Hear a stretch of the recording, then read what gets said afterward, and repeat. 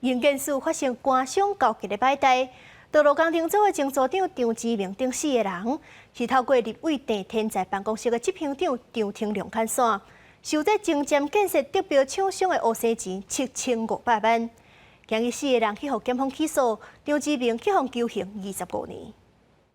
用手抓面，哪位郑天在的前办公室执行长张廷良担任被处头，替营建署前瞻基础建设计划的得标厂商陈定来，乌西营建署道路工程组长张志明加科长詹嘉欣，其中张志明收钱啉回酒等的金额超过7500万，4个人拢互检方起诉。检方特别指出，张志明连婚外情的对象生活费用拢爱厂商付，恶性重大，具体求刑25年。相信被告身为营建署组长，长期收受厂商贿赂，贪生毒色，严重损害政府补助及采购事务之公平性。饭后毫无悔意，建请法院判决应执行有期徒刑25年，并宣告褫夺公权。检方调查专案乌西范围，包括推动提升道路品质计划等3大项营建署负责的前瞻计划案，预算总价超过409亿，其中84件社区备案，单定来乌西的标案有73件，包括屏东12件、婚林43件，协定补助金额超过34亿。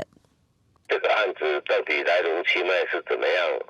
因为我只是也是从媒体上所